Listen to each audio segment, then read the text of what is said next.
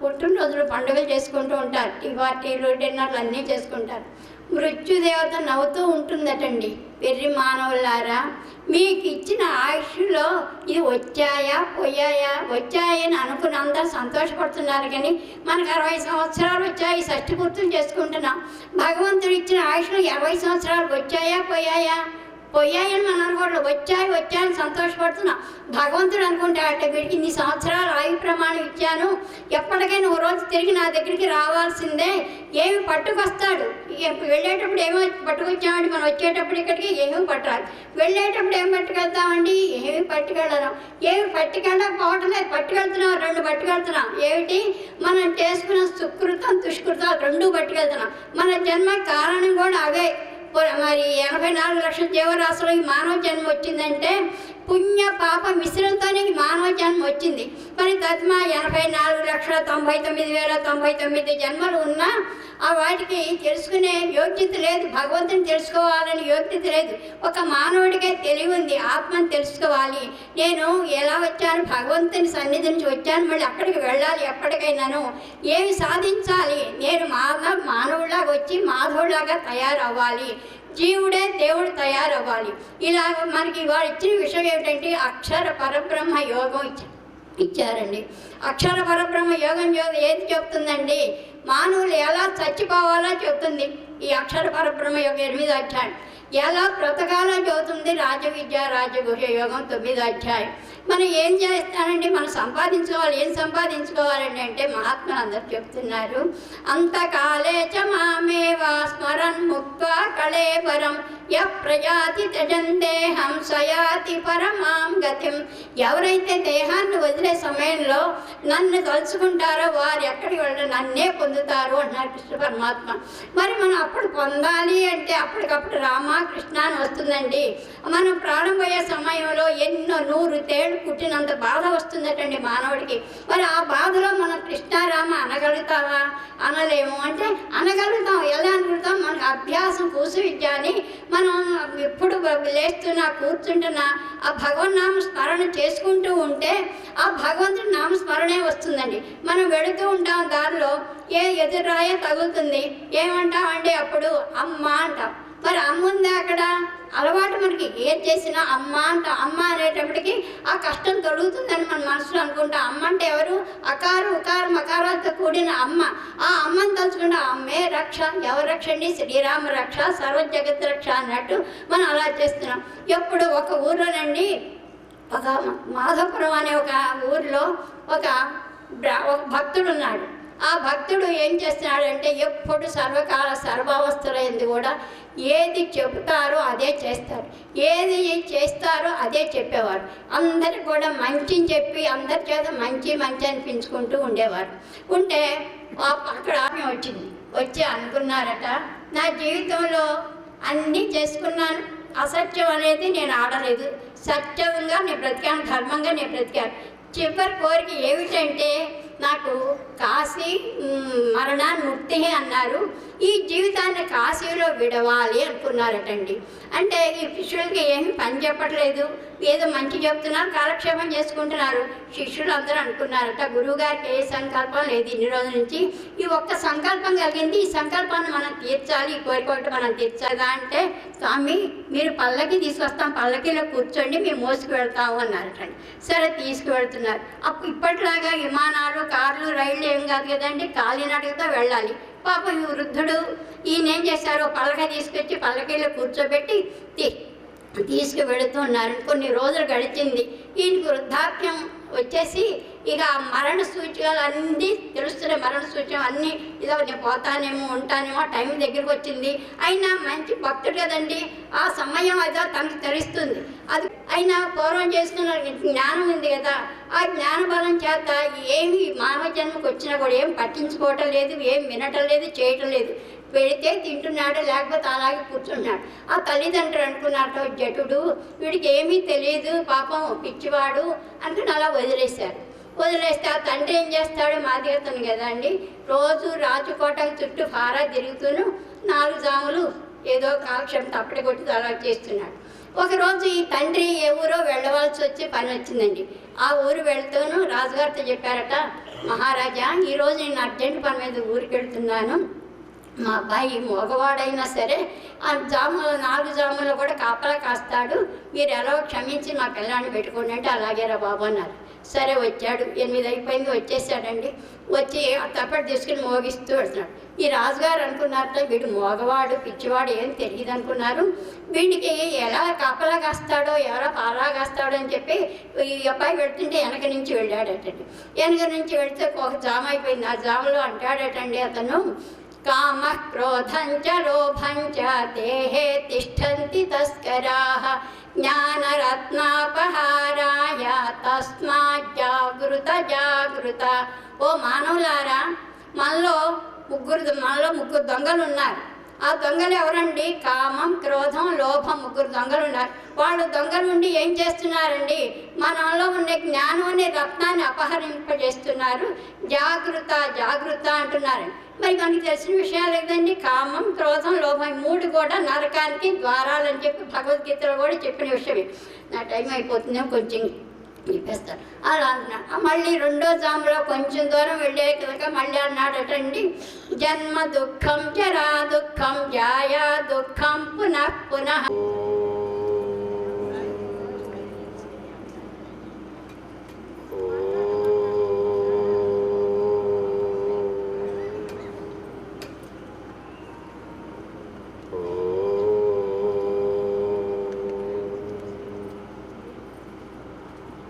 విద్వత్సన్యాసపీఠస్థం తత్వమస్యార్థబోధకం స్వర్గాపవర్గదాతారం జడేశాయ నమామ్యహం.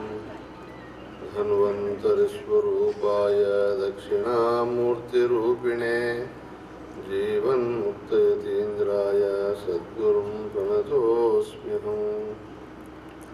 వసుదేవసుతం దేవం కంసచాణూరమర్ధనం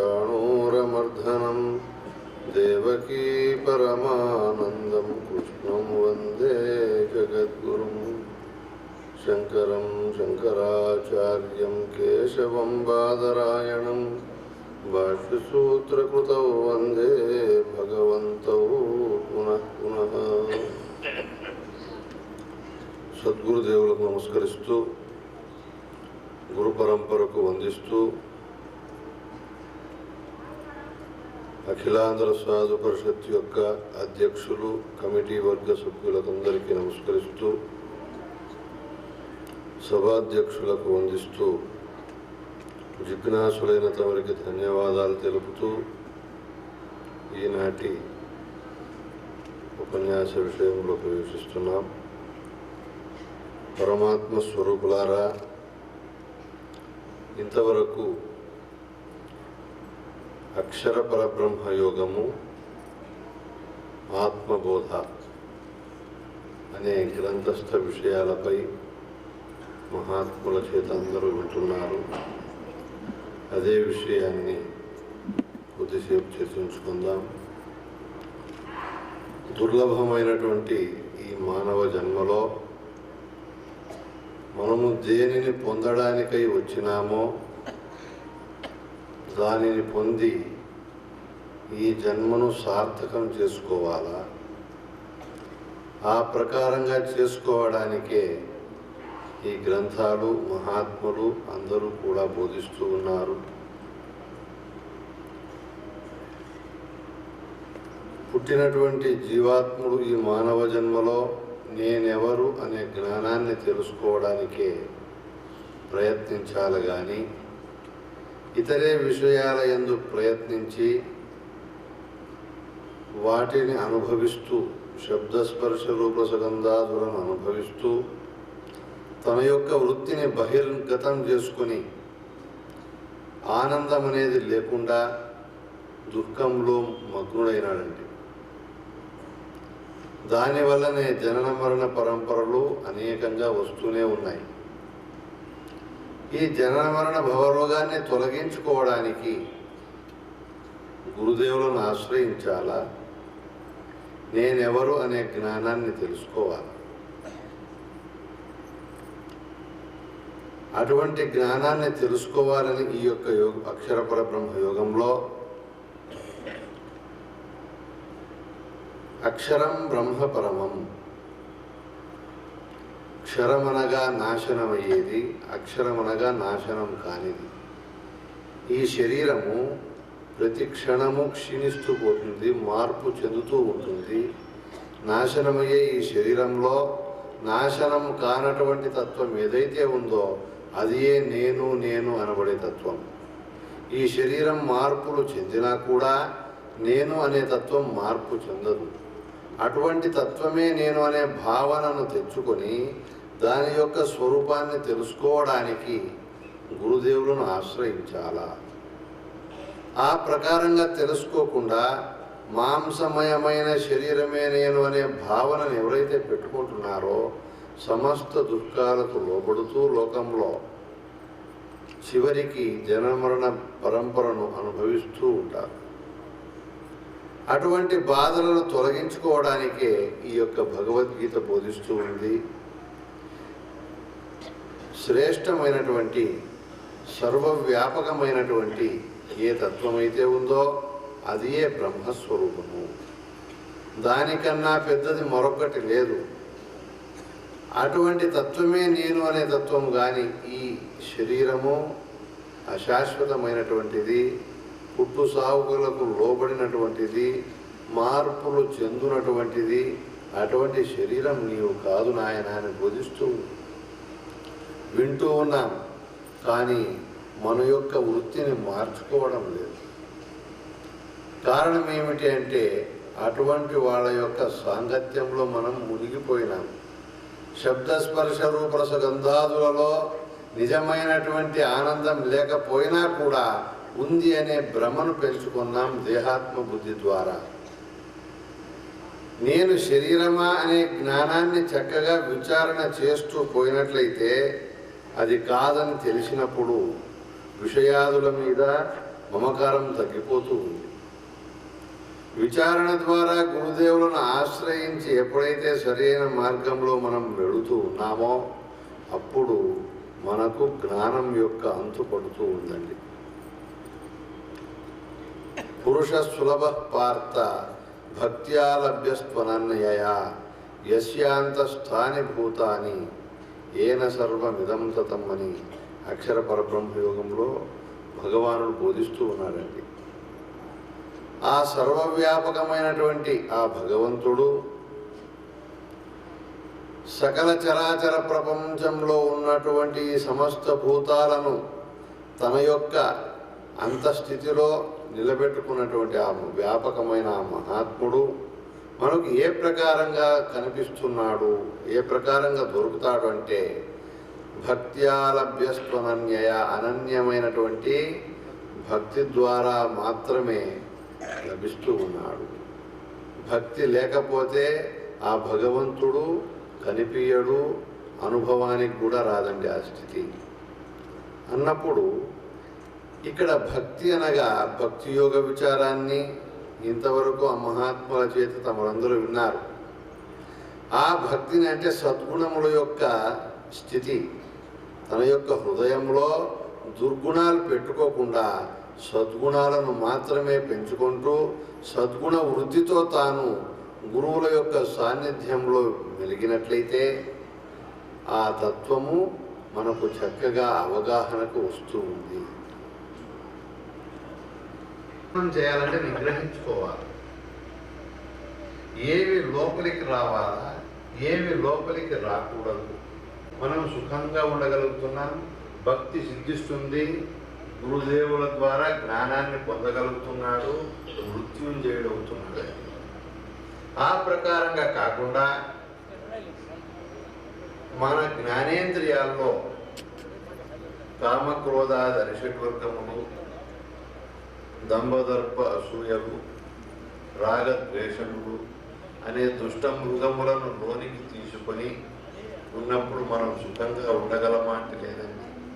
మొత్తం హృదయమంతా మైలపడిపోయింది. అటువంటి మైలపడినటువంటి హృదయానికి భగవంతుడు దొరకడు. భగవంతుని చూసే ఆ విచారణ శక్తి ద్వారా ఆ భగవంతుని తెలుసుకునే అర్హత మనకు ఏర్పడుతూ ఉంది. అన్నింటి యందు భగవంతుడు ఉన్నాడు. నేను అనే తత్వం సర్వవ్యాపకమైనటువంటిది. ఈ శరీరము జనన మరణములకు లోబడినటువంటిది. పంచభూతముల సమన్వయము. ఈ శరీరాన్ని నేను చూసేవాడు కానీ ఈ శరీరం నేను కాదు. చిత్తవృత్తులను నేను చూసేవాడు కానీ నేను కాదు.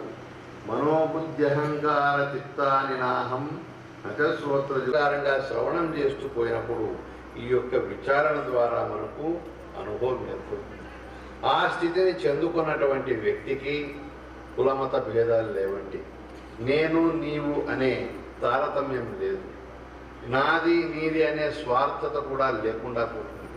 అందరినీ ఒక్కరుగా చూస్తున్నాడు. అన్య ప్రాణుల్లో ఉన్నటువంటి సర్వభూతస్థమాత్మానం సర్వభూతాని చాత్మని. అన్య ప్రాణుల్లో ఉన్నటువంటి చైతన్య స్వరూపమే నేను. నా చైతన్య స్వరూపమే అన్నింటిలో నిండి ఉంది అనే సమత్వ బుద్ధిని అతడు తెచ్చుకుంటున్నాడు.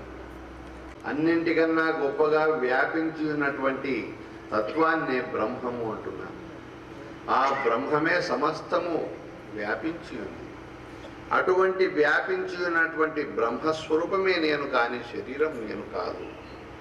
ఆత్మై వేదం జగత్సర్వం. ఈ జగత్తు దృశ్యరాశితో కనిపిస్తూ ఉంది.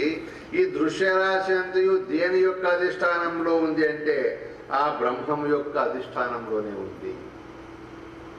బ్రహ్మం యొక్క అధిష్టాన్ని తీసివేసేసి ఈ దృశ్యం కనబడదండి. కానీ కూడా బ్రహ్మస్వరూపమే అనే జ్ఞానం మనం తెలుసుకోవాలి. ఏ దాని యొక్క ఉనికి ద్వారా ఇవి ప్రదర్శిస్తూ ఉన్నాయో, ఈ భూతములన్నీ ఈ జగత్తంతయు వెలుగుతూ ఉందో, అది కూడా ఆ బ్రహ్మం యొక్క ఆధారంలోనే ఉంది.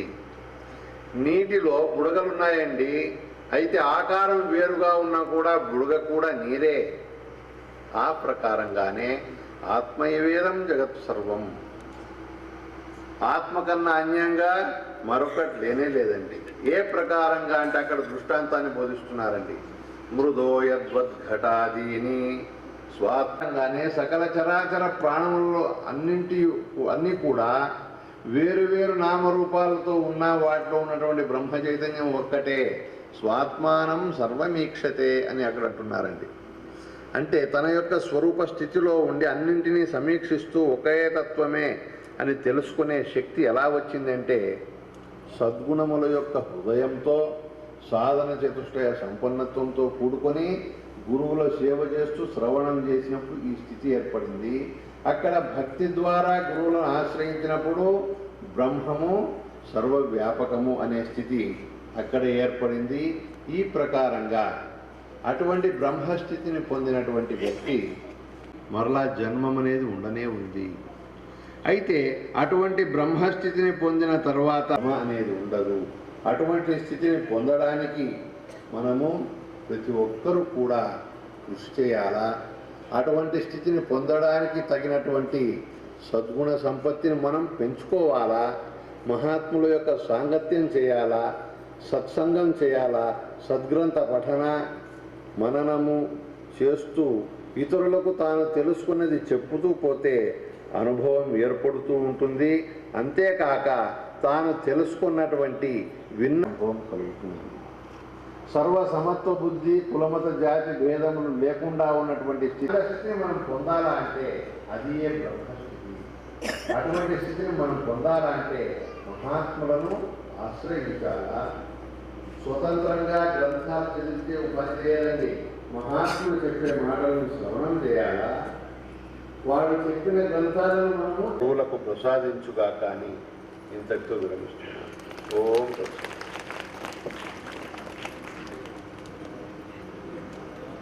ఇంతవరకు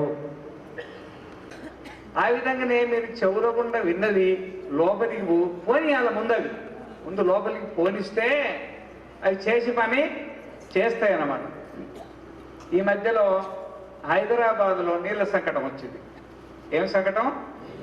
నీళ్ళ ఒక్కొక్క చోట 10 మంది ఒకటే రూములు ఉంటారు. అక్కడ సరిపోవట్లేదు అన్నమాట. సరిపోకపోతే అనుకోకుండా పైన మేఘాలు ఏర్పడతాయి. మేఘాలు ఏర్పడితే అమ్మగారు అన్నది పైన వర్షం నీళ్ళు వస్తాయి కదా, ఆ కింద దాని కింద పెట్టేస్తాం. పైన నీళ్లు గుండెల నుండి కింద పడతాయి కదా. రాత్రిపూట 12 గంటలప్పుడు పెద్ద బ్యారల్ ఉండింది. ఆ బ్యారల్ దాని కింద పెట్టేసి పడుకుంది హాయిగా. వర్షం బాగా పడింది, హైదరాబాద్ నుండి నీళ్లే. శుభ్రంగా తెల్లవారిన తర్వాత ఆ నీళ్లతోటి కనీసం గుడ్డలను ఎత్తుకోవచ్చు, ఇళ్ళను శుభ్రం చేసుకోవచ్చు అని బయటికి పోయి చెమ్ము తీసుకొని ముంచితే డ్రమ్ములో చుక్క నీళ్లు లేవు. జరిగింది ఏంటి అంటే అమ్మగారు నిద్ర మబ్బులో ఆ బ్యానల్ ఉంది కదా బోర్ లేచింది. ఆ బోర్ లేచేపటికి వర్షం అంతా పడింది. హైదరాబాద్ అంతా నీళ్ళే, డ్రమ్ములు ఏమైనా ఉన్నాయా? చుక్క నీళ్లు లేవు. ఏమైంది? ఆ డ్రమ్ము బోర్డు లేచింది అన్నమాట. ఆ విధంగానే ఈ డ్రమ్ములు బోర్లు ఎన్ని ఉన్నాయో ఎల్లెకలు ఎన్ని ఉన్నాయో మాకు తెలీదు. ఎల్లెంకలు ఉంటుందేమో దాంట్లో నీళ్లు పడతాయి, బోర్లో ఉంటే ఉపన్యాసం గాలిపోతా ఉంటది అనమాట. అంటే అందుకే శ్రద్ధావాన్ లభతే జ్ఞానం తత్పర సంయతేంద్రియ. శ్రద్ధావాన్ దానిపైన శ్రద్ధ ఉండాలన్నమాట. శ్రద్ధ అంటే జిజ్ఞాస. సమిత్పాని శ్రోత్రియం బ్రహ్మనిష్టం